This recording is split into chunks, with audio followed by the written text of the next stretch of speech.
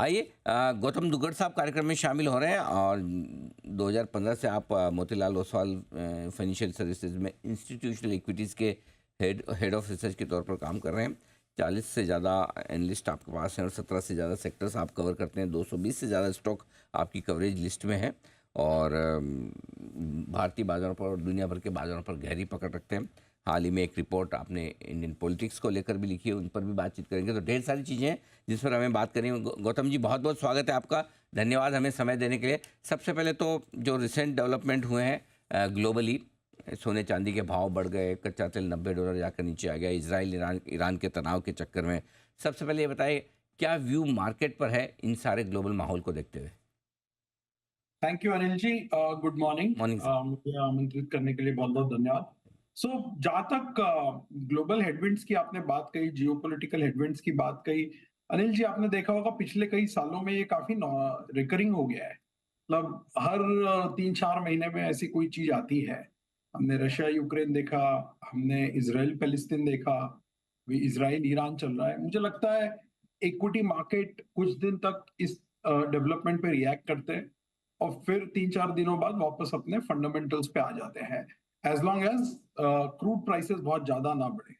क्योंकि एक सबसे बड़ा इम्पैक्ट हमें जो होता है डायरेक्टली, वो क्रूड प्राइस के दामों से, क्रूड प्राइस से होता है।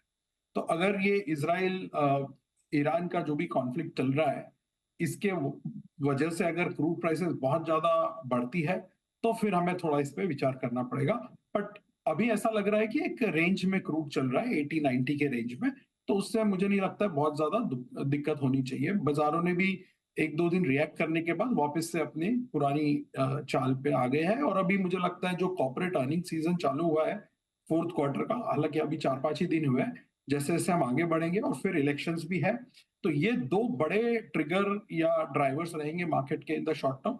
मुझे नहीं लगता ये ग्लोबल हेडविंड से, स्पेशली जियोपॉलिटिक्स से बहुत ज्यादा इम्पैक्ट शॉर्ट टर्म में होने की उम्मीद है, क्योंकि ये काफी रिकरिंग और फ्रिक्वेंट हो चुके हैं। अभी इसमें कोई ऐसे नॉवेल्टी फैक्टर नहीं रहा है। तो ये तो मतलब इतनी बड़ी दुनिया है, कहीं न कहीं कुछ न कुछ तो चलता ही रहेगा। ना हो या हम सब चाहते हैं, लेकिन होगा तो कर क्या सकते हैं? तो इस पे ज़्यादा फोकस नहीं करना है। तो फिर दूसरी बड़ी इवेंट पर फोकस करते हैं सर, वो है चुनाव की हमारे यहाँ के। और आपने एक बड़ी इंटरेस्टिंग रिपोर्ट भी लिखी है पूरे चुनाव पर। ज़रा समझाएँ क्या कुछ खास बातें आप इस इलेक्शन को देख रहे हैं? पहले फेज़ की वोटिंग हो भी चुकी है, क्या सिग्नल्स मिल रहे हैं? सो अनिल जी, अब तक जितने ओपिनियन पोल्स आए हैं 16 अप्रैल के पहले तक, जितना आई थिंक 16 अप्रैल को आखिरी ओपिनियन पोल आया था, अगर आप उन सब ओपिनियन पोल्स का एवरेज करें तो लगभग सारे ही ओपिनियन पोल्स ये मान रहे हैं कि एनडीए की गवर्नमेंट थर्ड टर्म के लिए वापस आएगी with full majority to BJP and another term for prime minister Modi, जो कि एक बहुत बड़ा अनप्रेसिडेंटेड डेवलपमेंट होगा, क्योंकि 1960s के बाद ये पहली बार होगा जहां same government, same prime minister third time चुन के वापस आए हैं विथ फुल मेजोरिटी। तो इस पे हमने एक मैनिफेस्टो पे एक नोट निकाला था, क्योंकि काफी डिटेल्ड वो मैनिफेस्टो था और उसके बहुत सारे इम्पैक्ट्स है अक्रॉस सेक्टर्स। तो हमारे सारे एनालिस्ट ने मिलकर अलग अलग सेक्टर्स पे उसका क्या इम्पैक्ट हो सकता है, उस पे हमने एक रिपोर्ट निकाली थी पिछले वीक। तो उसके जो क्रक्स है मैं आपको संक्षिप्त में बता देता हूँ। सबसे पहला डेवलपमेंट, सबसे पहला जो हमारा टेकअवेज था वो ये था कि जो पॉलिसी कंटिन्यूटी, पॉलिसी मोमेंटम है वो कंटिन्यू रहेगा। जो एक गवर्नमेंट का फोकस रहा है पिछले 10 सालों में, infrastructure, capex, industrials, manufacturing, PLI schemes, housing, roads, metro rail, defence, वो सब चीजें मुझे लगता है कंटिन्यू होगी और शायद उसमें थोड़ा एक्सेलरेशन होगा, बिकॉज नए टर्म में हर गवर्नमेंट चाहेगी कि बड़ा अगर मैंडेट मिलता है तो उसका एक एक बहुत अच्छे से उपयोग किया जाए, और जो इनिशिएटिव्स है, जो उनके कार्यक्रम है, उसको एक ज्यादा गति या एक्सेलरेट उसको किया जाए। सो दूसरा हमने देखा उस मैनिफेस्टो में कई जगह पे लिखा है कि अलग अलग सेक्टर्स में हम इंडिया को मैन्युफैक्चरिंग हब बनाएंगे। चाहे आप ऑटो ले लो, इलेक्ट्रॉनिक्स ले लीजिए, डिफेंस ले लीजिए, रेलवेज ले लीजिए, एविएशन ले लीजिए। तो एक जो फोकस आया है कोविड के बाद मैन्युफैक्चरिंग पे इंडिया का इस गवर्नमेंट के कार्यकाल में, मुझे लगता है वो कंटिन्यू होता रहेगा। जो चीज लैकिंग मुझे लगी है from a short term point of view, consumption जो थोड़ा वीक चल रहा है, उस पे मुझे कोई क्विक फिक्स नजर नहीं आ रहा है। हाँ, इलेक्शन स्पेंडिंग जो होगी लगभग हमारा अनुमान है 1 लाख करोड़ की इलेक्शन स्पेंडिंग ये इलेक्शन में होनी चाहिए। 2019 में करीबन 60,000 करोड़ स्पेंड हुआ था। तो वो पैसा जब ट्रिकल डाउन होगा, bottom of the pyramid consumption थोड़ा-सा इंप्रूव हो सकता है। प्लस मॉनसून का जो पहला फोरकास्ट आया है लास्ट वीक में आईएमडी के तरफ से, वो भी ये दर्शा रहा है कि इस साल के मॉनसून काफ़ी अच्छे रहेंगे। लास्ट ईयर हमें काफ़ी प्रॉब्लम रहा था, स्प्रेड भी अनइवन था और साथ में एल नीनो था। इसकी वजह से मॉनसून काफ़ी खराब रहा था पिछले साल का, जो कंजम्पशन को इम्पैक्ट किया था। तो अगर आप ये 2-3 चीजें जोड़ के देखते हैं, पॉलिसी मोमेंटम, बहुत अच्छा मैक्रो, अर्निंग्स ग्रोथ बहुत स्ट्रांग रही है इंडिया की पिछले 4-5 सालों में और ये साल भी हम लगभग 21% अर्निंग्स ग्रोथ पे क्लोज करने वाले हैं। उसके साथ ही साथ stability of the government and continued policy momentum और फिर एक अच्छा मॉनसून, तो मुझे लगता है बाजार के नजरिए से एक बहुत ही अच्छा डेवलपमेंट होगा। बिकॉज जो इंडिया स्टोरी कंटिन्यू होते आई है पिछले कई सालों से, 4-5 सालों से जो जोर पकड़ा है, क्योंकि ग्लोबली कई सारी इकोनॉमी थोड़ा सा तकलीफ और स्लो डाउन के दौर से गुजर रही है, उसमें इंडिया एक उभर के सामने आया है।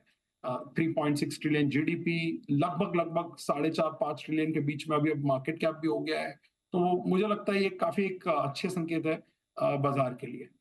ओके, तो ये पूरा का पूरा इलेक्शन को लेकर जो माहौल है। अब आइए रिजल्ट सीजन पर फोकस करते हैं। नतीजों का सीजन शुरू हो चुका है, कुछ दिग्गजों के नतीजे आए हैं। कैसे देख रहे हैं आप इस रिजल्ट सीजन को अब तक जो रहा है, और आगे के लिए क्या आउटलुक है?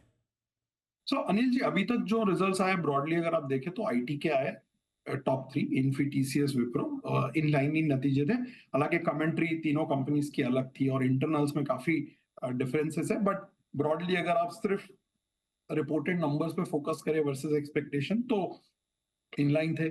एचडीएफसी बैंक के भी नतीजे इनलाइन थे और कल जो रिलायंस का रिजल्ट आया है वो थोड़ा सा 4-5% का उसमें बीट रहा है हमारे एक्सपेक्टेशंस के मुकाबले। बट पूरा रिजल्ट सीजन अभी बाकी है। हमारे जो अनुमान थे इस रिजल्ट सीजन के, हमने प्रेडिक्ट किया है कि ये क्वार्टर में 6% अर्निंग्स ग्रोथ रहेगा हमारे कवरेज यूनिवर्स का, जो अब 270 स्टॉक हो चुके हैं, और निफ्टी के भी 6% अर्निंग्स ग्रोथ के उम्मीद है। पहले 9 महीने में हमने देखा था 26% अर्निंग्स ग्रोथ था निफ्टी में। इस महीने में, इस क्वार्टर में हमें 6% की उम्मीद लग रही है, क्योंकि जो ग्लोबल कमोडिटीज है, metals and oil and gas, वहां पे अर्निंग्स डिक्लाइन होगा। इस वजह से आपके जो एग्रीगेट नंबर से थोड़े से सॉफ्ट रहेंगे। लेकिन फिर भी आप अगर सब चीज एग्रीगेट करते हैं तो FY24 में हमारा अर्निंग्स 21% से ग्रो होगा with an EPS of 980 rupees. और आने वाले जो 2 साल है वहां पे हमारा उम्मीद है 15 और 16% का FY25-26 में। तो जो 980 रुपए का ईपीएस है वो अगले साल के लिए हम एक्सपेक्ट कर रहे हैं कि 1130 हो जाएगा, और उसके बाद FY26 के लिए 1317 रुपया। जहां तक अच्छे सेक्टर्स की बात करें इस क्वार्टर में नंबर्स के मुताबिक, तो ऑटो, सीमेंट और फार्मा, ये 3 सेक्टर है जहां पे वाईओवाई जो ईयर ऑन ईयर हम अर्निंग्स ग्रोथ देखते हैं क्वार्टर की, वो बहुत स्ट्रांग रहेगी। Auto 8th quarter in a row, pharma 33% earnings growth फिर एक्सपेक्टिंग, और सीमेंट में 32% की अर्निंग्स ग्रोथ एक्सपेक्ट कर रहे हैं। और on the down side consumer काफी फ्लैटिश रहेगा, 7% अर्निंग्स ग्रोथ। आईटी हमने बात की, 4% का हमारा एक्सपेक्टेशन है और वो उसी डायरेक्शन में जा रहा है। और कैपिटल गुड्स में because of some one of in L&T, हमारा जो एक्सपेक्टेशन है पूरे सेक्टर के लिए इस बार केवल 5% की अर्निंग्स ग्रोथ का है। एक्स एलएनटी अगर आप कैपिटल गुड्स देखते हैं तो 21% अर्निंग्स ग्रोथ रहेगी। और जो सबसे बड़ा सेक्टर है फाइनेंशियल, वहां पे हमें लगभग 15% ग्रोथ की उम्मीद है इस क्वार्टर में, जो कि पिछले 8-10 क्वार्टर के मुकाबले लोएस्ट रहेगा, राइट? बिकॉज अब पीपॉप यानी कि ऑपरेटिंग प्रॉफिट के नीचे बैंकिंग सेक्टर के लिए जो एक्स्ट्रा लेवरेज आता है एसेट क्वालिटी इंप्रूवमेंट का, वो बहुत ज्यादा बचा नहीं है, और साथ ही साथ मार्जिन भी आपके थोड़े थोड़े से श्रिंक हो रहे हैं। तो ये सब अगर आप ऐड करते हो तो 6% ये क्वार्टर के लिए, 21% फुल ईयर FY24 के लिए, और 15 और 16% FY25 और FY26 के लिए। अनिल जी, आप ये हमेशा ध्यान रखिए कि पिछले 4 साल में निफ्टी के अर्निंग 3.5 लाख करोड़ से लगभग 7,80,000 करोड़ हो चुका है, विच इज अ 22% CAGR। और हमारा जो ब्रॉडर कवरेज है 270 स्टॉक का, वहां पे जो अर्निंग्स बढ़े FY20 के 4,30,000 करोड़ से, इस साल लगभग 11 लाख करोड़ हो जाएगा, which is a CAGR of 26% for 4 years। तो कॉर्पोरेट अर्निंग्स काफी स्ट्रांग रही है इंडिया की। कॉर्पोरेट अर्निंग्स है मजबूत और ये मजबूत रहने वाली भी है। भले अब तक जो नंबर्स आए हैं थोड़े इनलाइन रहे हों, उम्मीद के मुताबिक रहे हों। मेटल्स पर एक राय लेना चाहता हूँ। दुनिया भर में काफ़ी मजबूती मेटल्स में देखने को मिल रही है, शेयर्स भी काफ़ी भागे हैं। प्राइस में आ चुका है या अभी भी गुंजाइश है और बढ़ने की?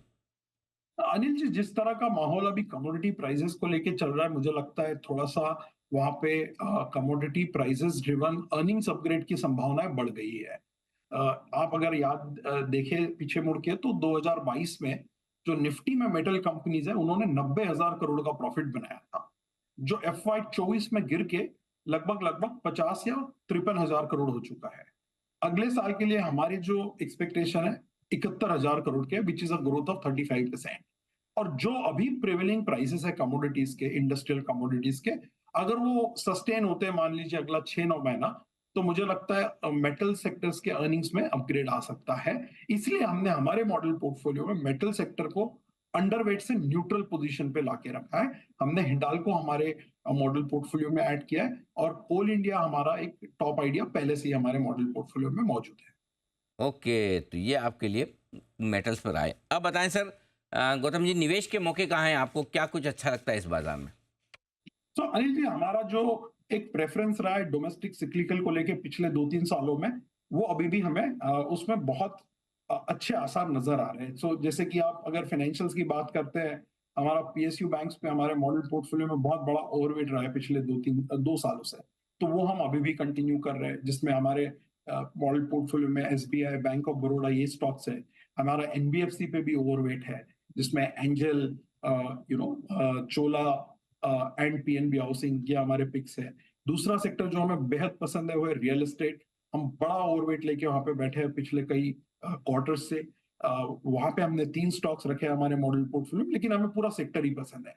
सो चाहे आप गोदरेज प्रॉपर्टी देखिए, प्रेस्टीज देखिए, शोभा, या फिर even Sunteck, they are all part of model portfolio. Third, industrials is something which we like, जिसमें आप कैपिटल गुड्स ब्रॉडली पकड़ सकते हैं, क्योंकि यहाँ पे हमें लग रहा है साइकिल काफी स्ट्रांग है। सो एलएनटी, एबीबी, किर्लोस्कर ऑयल, ये सब हमारे मॉडल पोर्टफोलियो में। एंड लास्ट, कंज्यूमर डिस्क्रिशनरी, जो बहुत बड़ा सेक्टर है। तो विद इन कंजम्पशन, मैंने आपसे कहा कंज्यूमर स्टेपल पे हमारी राय उतनी अभी पॉजिटिव नहीं है, क्योंकि वहां पे ग्रोथ बहुत स्लो है। हमारा प्रेफरेंस है कंज्यूमर डिस्क्रिशनरी में। जो हमारे मॉडल पोर्टफोलियो में 9 कंजम्पशन स्टॉक्स है, उसमें से 8 कंज्यूमर डिस्क्रिशनरी के स्टॉक्स है। तो उसमें जोमेटो, डीमार्ट, टाइटन जो हमारा सदियों से नंबर 1 चॉइस रहा है, metro, Indian hotels, lemon tree, ये सब अलग अलग सेगमेंट्स को रिप्रेजेंट करने वाले स्टॉक्स हमने रखे हैं। तो अगर मैं समराइज करूं, तो फाइनेंशियल्स जिसमें पीएसयू बैंक और एनबीएफसी, कंजम्पशन जिसमें डिस्क्रिशनरी कंजम्पशन हमारा बड़ा ओवरवेट है, और इंडस्ट्रियल्स और रियल एस्टेट, ये 4 सेक्टर पे हमें सबसे ज्यादा रिटर्न्स के आसार नजर आ रहे हैं मीडियम टर्म। हुँ। एक तो ये सारे सेक्टर्स हैं 4 जहाँ पर आपको अच्छी तेज़ी करने के लिए पोर्टफ़ोलियो बनाना चाहिए। गौतम जी, बहुत-बहुत धन्यवाद आपका हमें समय देने के लिए और विस्तार से बातचीत करने के लिए।